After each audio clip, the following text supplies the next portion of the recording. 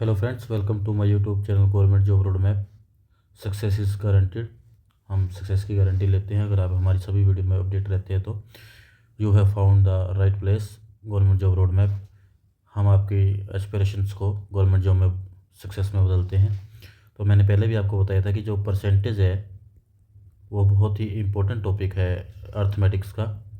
अगर आप परसेंटेज को अकेला कर लेते हो तो आपका मोर देन 25% अर्थमेटिक्स अर्थमेटिक्स हो जाता है।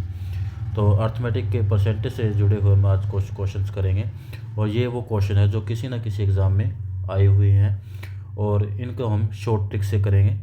इनकी शॉर्ट ट्रिक्स क्या है और किस तरह से इनको एग्ज़ाम में किया जाए। आइए शुरू करते हैं। तो सबसे पहला क्वेश्चन है, एक परीक्षा में 53% विद्यार्थी छात्र विज्ञान में अनुत्तीर्ण हुए तथा 48% गणित में अनुत्तीर्ण रह गए। यदि 40% दोनों विषयों में अनुत्तीर्ण रहे तो दोनों विषयों में कितने प्रतिशत उत्तीर्ण हुए। तो इसका करने का मेथड दो तरीका है। एक वेन डायग्राम से कर सकते हैं हम इसको, और एक फॉर्मूले से कर सकते हैं। सबसे पहले मैं वेन डायग्राम से करता हूँ। ये वेन डायग्राम बोलते हैं इसको। तो वेन डायग्राम में हम फेल की बात करेंगे। फेल, तो सबसे पहले हम ये वाला सब्जेक्ट मान लेते हैं। ये वाला सब्जेक्ट जो है साइंस है, और ये सब वाला सब्जेक्ट है जो मैथ है। तो साइंस में कितने हुए 53%, ठीक है। और मैथ में कितने हुए 48%।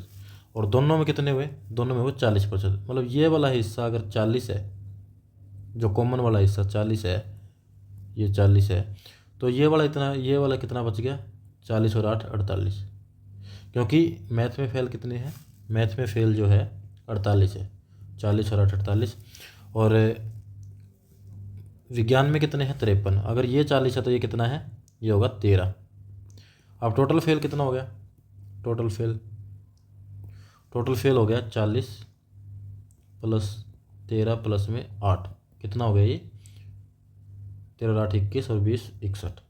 तो फेल 61 है तो पास कितना हो गया 39%। एक तो इसका मेथड ये है। दूसरा मेथड फॉर्मूले से करेंगे हम इसको। फॉर्मूले से कैसे करेंगे, ये फॉर्मूला है number of A union B equal में नंबर ऑफ ए प्लस में नंबर ऑफ बी माइनस में number of A intersection B. अब इंटरसेक्शन क्या होता है, कॉमन। अब हमने क्या निकालना है, फेल की यहाँ से निकल के आ जाएगी टोटल फेल की। तो ये हमने निकालना है number of A union B equal में, और नंबर ऑफ ए कितने 53%, नंबर ऑफ बी कितने हैं 40%, और number of A intersection B कितना है 40%। तो ये कितना आ गया 48 से ये 48 था, तो ये आ गया 53 और 8 61। 61 आ गया। कौन सा आ गया, ये फेल आ गया। टोटल फेल कितने हैं 61। तो पास कितने हो जाएंगे 100 होते हैं टोटल, 100 में से 61 गया 39 पास। दूसरा मेथड इसका करने का ये। नेक्स्ट क्वेश्चन कर लेते हैं। एक गांव की जनसंख्या 9600 थी। एक वर्ष में पुरुषों की जनसंख्या में 8% और महिलाओं की संख्या में 5% की वृद्धि के साथ गांव की जनसंख्या 10,272 हो जाती है। वृद्धि से पहले गांव में पुरुषों की संख्या कितनी थी। यह ऑप्शन है हमारे। तो टोटल जो जनसंख्या थी जो पुरुषों की और महिलाओं की, मान लेते मेल और फीमेल, कितनी थी 9600।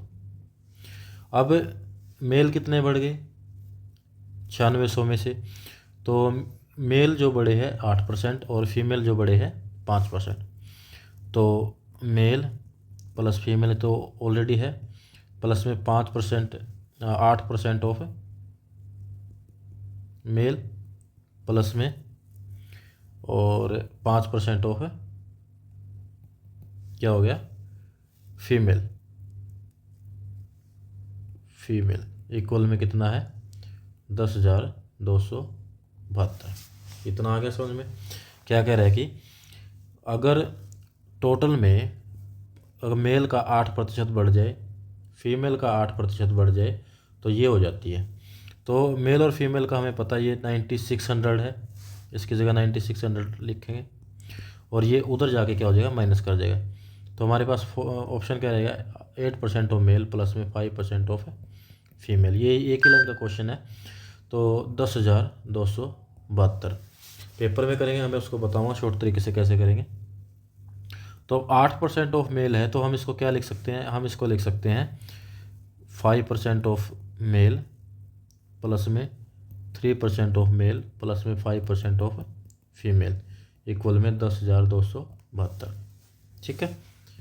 तो अब ये 5% ऑफ मेल और 5% ऑफ फीमेल, तो 5% बार कॉमन ले लेंगे तो कितना है, मेल प्लस में फीमेल कितना बच गया, प्लस में 3% मेल इक्वल में 10,272 में से 96 गया, यहाँ पे ये आएगा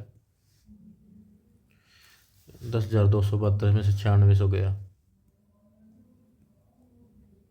96, तो ये 72 और 12 में 6 गया 6, 9 में से 9, 672 आ गया।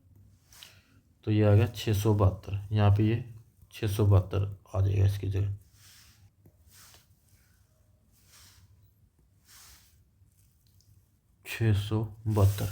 अब 3% ऑफ मेल, अब 5% ऑफ मेल फीमेल, अब इसका 5% निकालो, 996 का 5%, हमें पता है अगर 10% निकाला तो 1 0 कट जाएगी और 5% निकाला तो इसका आधा आ जाएगा। 960 का आधा कितना हो जाएगा, 480। तो इसकी जगह हम क्या लिख देंगे, 480 लिख देंगे। इसको मैं रीराइट कर लेता हूँ, आप इसको नोट कर लीजिए, मैं पॉज करके नोट कर लीजिए, मैं इसको रीराइट कर लेता हूँ। तो हमारी ये इक्वेशन बनी है 5% मेल फीमेल प्लस में 3% ऑफ मेल,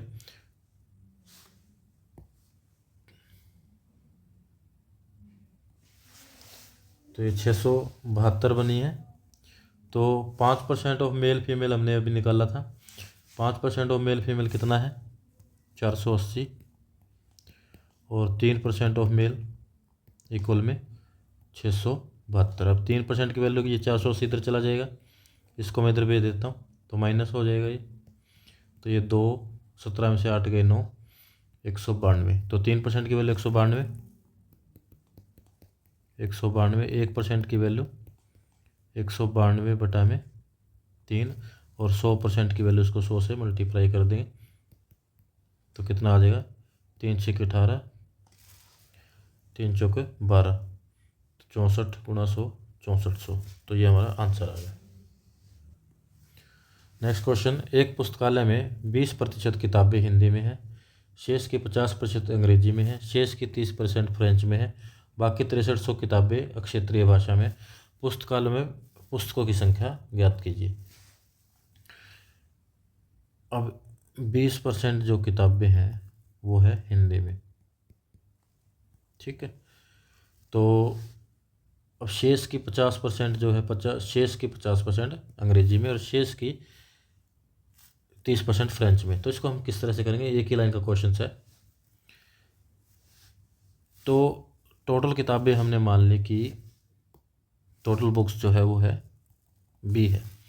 अब 20% अगर हिंदी में है तो बाकी कितनी बचेगी, 80%। 80% का हमें मतलब पता है 4/5 और शेष की 50%। तो 20% हिंदी में तो 80% यहाँ तक हमारा हो गया, यहाँ पे हमारी 80% किताबें बच गई।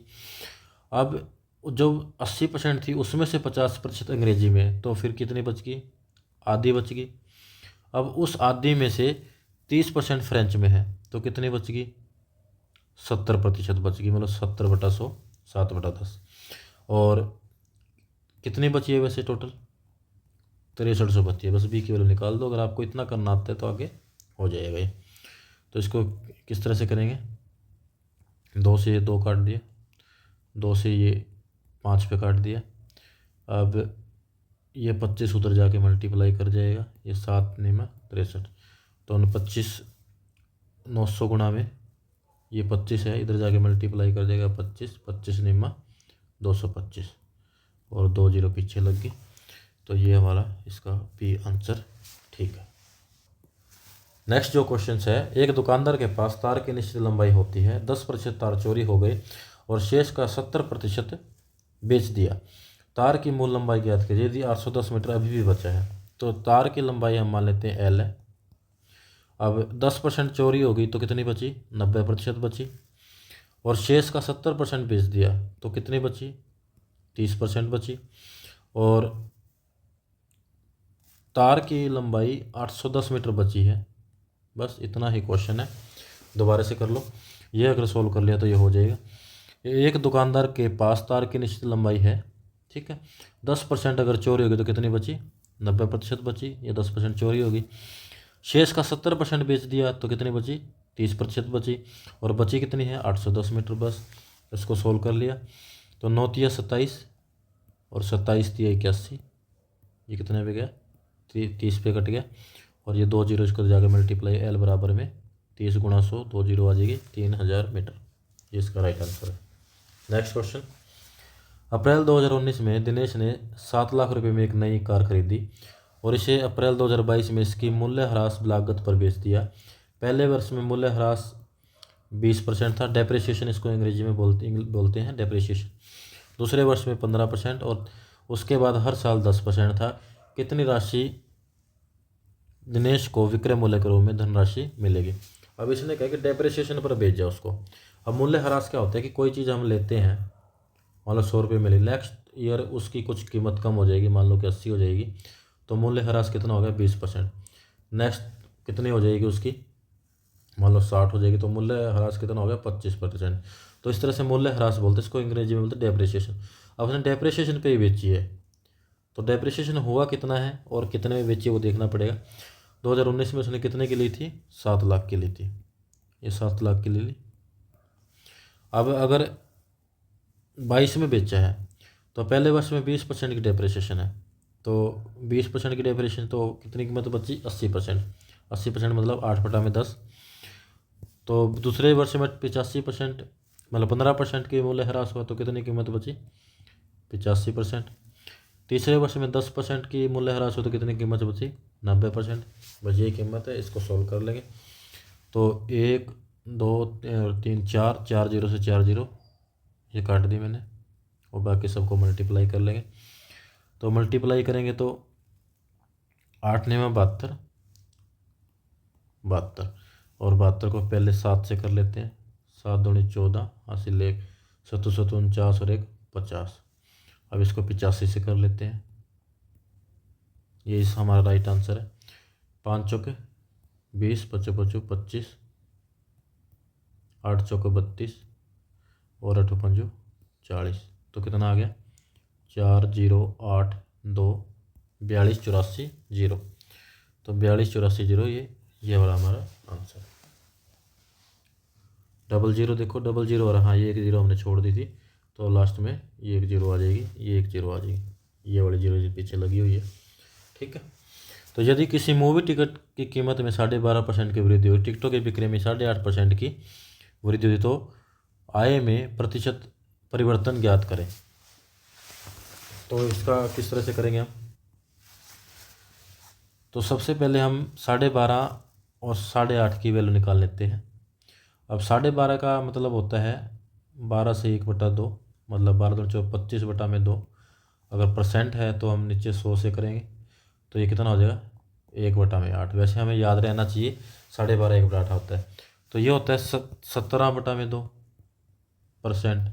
तो इसका मतलब क्या हो गया? 17/200, मतलब 200 में से 17% की वृद्धि हुई। और मूवी की कीमत, टिकट की कीमत में 12.5% की वृद्धि, मतलब 8 में से 1 पार्ट की वृद्धि हो गई।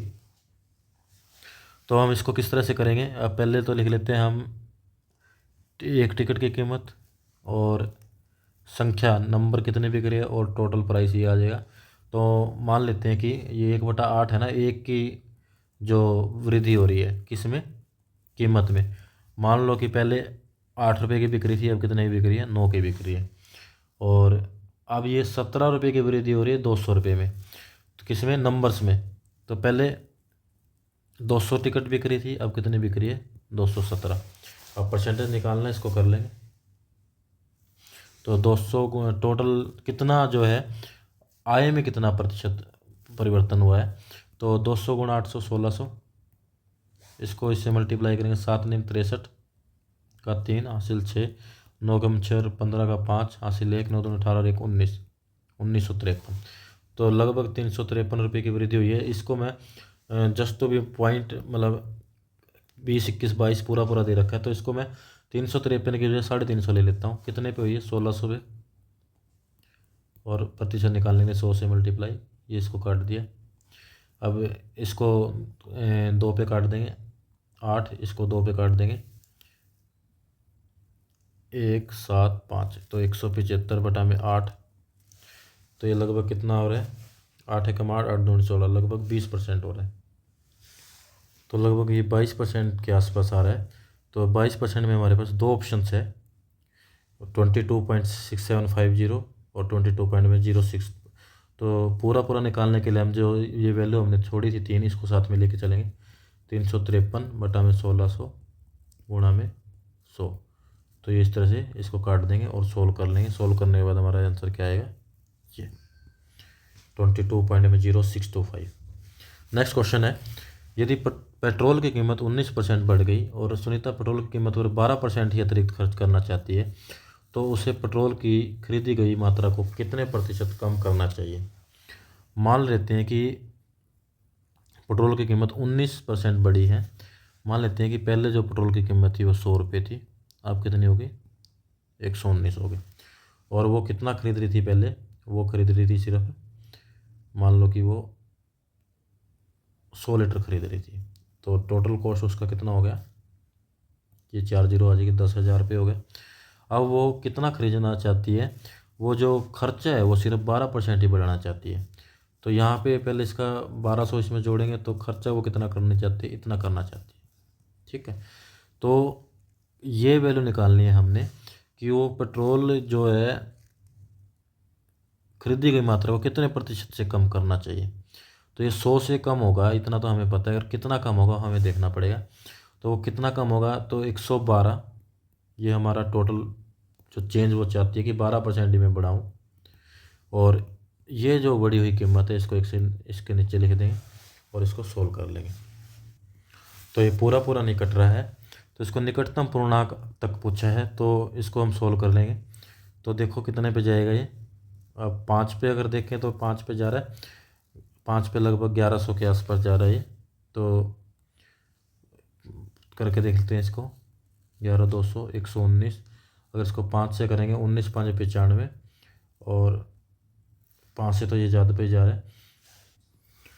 तो ये देख लेते हैं किस पे जा रहा है, 119, अगर साफ साफ पता चल रहा है तो ये मतलब अगर इसको 10 से मल्टीप्लाई तो 1190, ये 1120, तो ये लगभग 9 पे जाएगा।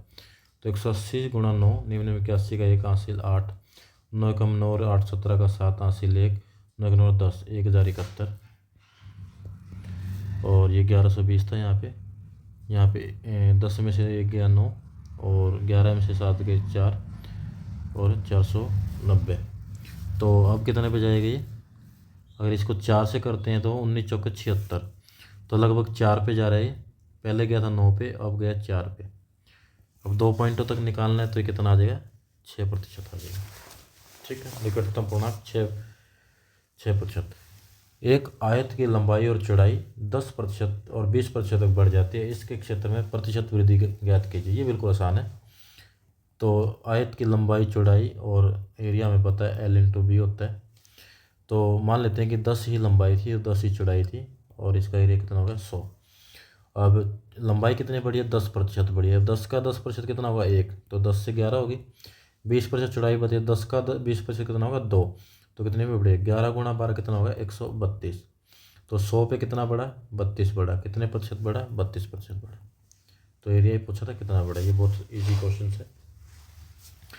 यदि किसी वर्ग की भुजा में 10% की वृद्धि की जाती है, तो उसके परिमाप और विकर्ण में वृद्धि ज्ञात कीजिए। ये भी हमें पता है, वर्ग होता है, चारों भुजाएं बराबर होती है। तो मान लेते हैं कि जो भुजा थी वो पहले 10 थी, ठीक है। अब 10% वृद्धि करेंगे तो कितनी हो जाएगी, अब वो 11 हो जाएगी, 11 हो जाएगी। तो परिमाप अब 40 था, यहाँ पे कितना हो गया, 44 हो गया। परिमाप का मतलब चारों भुजाओं का जोड़ होता है। तो कितने प्रतिशत बढ़ गया, 40 से 4 बढ़ा, 4 बढ़ा, कितने पे बढ़ा, 40 पे बढ़ा। तो प्रतिशत निकालने के लिए 0 से 0 कट जाएगी, तो 4 से 4 तो 10% आ गए। ठीक है, वैसे हमें साफ पता चल रहा है 4 40 का कितना 10% है। तो ये 2 ऑप्शन कट हो गए हमारे। नेक्स्ट देखो, विकर्ण कितना बढ़ा। अब इसका विकर्ण कितना हो जाएगा, तो विकर्ण होता है क्या है, इसका स्क्वायर प्लस इसका स्क्वायर, कितना हो गया 100 और 100 200 का स्क्वायर, तो 200 का रूट आ जाएगा, तो यह 10√2। तो मतलब भुजा आ जाती है, तो ये आ जाएगा सॉरी यहाँ पे 2√10 आएगा। अब यहाँ पे कितना आ गया 2√11।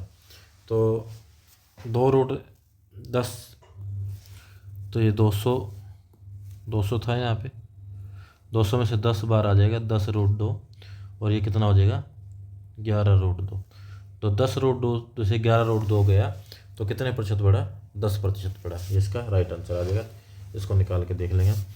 यदि वस्तु के मूल्य में पूर्व में 25% की कटौती की गई है, तो वस्तु के नए मूल्य को उसके पूर्व मूल्य में वापस लाने के लिए कितने प्रतिशत वृद्धि की जानी चाहिए। तो 100 से कितनी की गई है 25% कटौती, तो कितनी होगी 75 होगी। अब 75 से वापस कितना लेके जाना है 100 लेके जाना है, तो कितना बढ़ाना पड़ेगा 25 बढ़ाना पड़ेगा। 25 बढ़ाना पड़ेगा, कितने से पे बढ़ाना पड़ेगा 75 पे बढ़ाना पड़ेगा। तो कितने प्रतिशत की वृद्धि होगी 100/3 मतलब 33 सही 1/3%। इसका राइट आंसर। Thank you. तो आपको अगर वीडियो अच्छी लगी हो तो इसको लाइक करें, सब्सक्राइब करें, शेयर करें और कमेंट ज़रूर करें अगर आपने अभी तक पूरी कंप्लीट वीडियो को देखा है। और हमें फिर फॉलो करें फेसबुक और इंस्टाग्राम पे। कमेंट और शेयर पक्का करें ताकि दूसरों को भी वीडियो रिकमेंड हो सके। Thank you.